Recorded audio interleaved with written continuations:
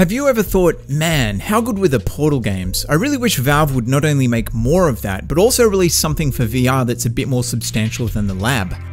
There are a few people who've played the Portal games and didn't love the shit out of them and also desperately want more. Sadly, the last official Portal game came out 8 years ago, and if Valve's other dormant franchises are anything to go by, it's not likely we'll be seeing a sequel anytime soon. There are plenty of puzzle game alternatives, but there isn't a huge number of games in the same style as Portal, particularly on console, and that's why I wanted to talk about ChromaGun. It's flown largely under the radar, and while it's not a genre-defining must-play game, I think it will resonate strongly with its intended audience. ChromaGun is developed by a small independent German studio Pixelmaniacs.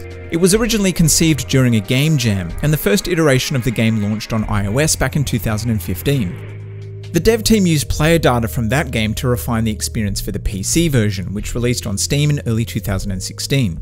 It made its way to the current gen of consoles in mid-2017, and finally to the Switch in 2018. The reception of the PC and console versions has been mostly positive, with the biggest criticisms being that it's repetitive and that the difficulty can randomly spike, making some of the challenges frustrating. But generally speaking, most people agreed that it's a solid little puzzle game. Now fast forward to 2019 and ChromaGun is now available for the PSVR. It's essentially the same game as the 2017 release, but obviously the entire thing can be played in virtual reality.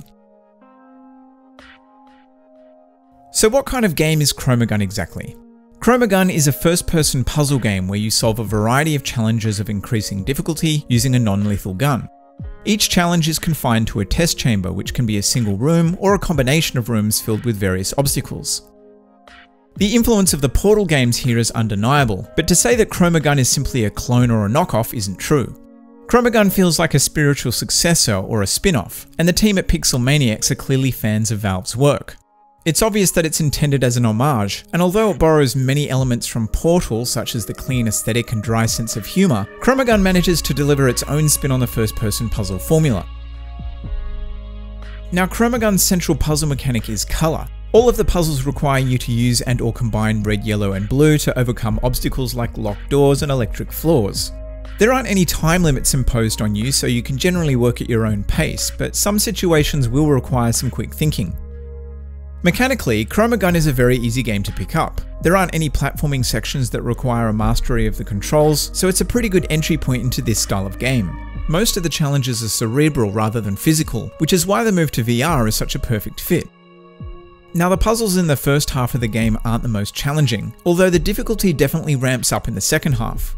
Usually there is more than one way to solve each chamber, and quite often the most obvious solution isn't the easiest to execute. One chamber, for example, initially feels like you have to paint a bunch of walls really quickly. While this is totally possible, it's also possible to complete it in a totally different way that doesn't require fast reactions at all. The further you get into the game, this concept of working smarter and not harder becomes more prevalent, and some of the later puzzles do a really excellent job of tricking you into over-engineering a solution. A lot of the more difficult chambers can require a bit of trial and error too, because it is possible to get stuck.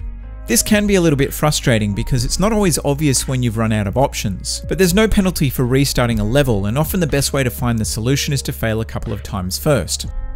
I agree that sometimes the difficulty spikes are pretty inconsistent, although as someone who really likes challenging puzzles, I actually found being thrown a curveball really enjoyable. There isn't much of a narrative in ChromaGun. You arrive at the Chromatech labs without much of a backstory, and then you have to run through a bunch of tests without much explanation as to why. Occasionally a level is introduced by a sarcastic voiceover, which does provide a little bit of context, but the story clearly isn't the focus. To continue the tests, please acquire the upgraded tri-colored ChromaGun, as without it, you would not be able to solve the subsequent rooms and eventually succumb to hunger. The voiceover is clearly aping the Portal games, but the humour mostly lands and it helps break up the monotony of the level design. I would have liked a little more exposition because as much as I enjoyed the puzzles, sometimes it can feel like you're playing through a bunch of non-connected rooms without much purpose.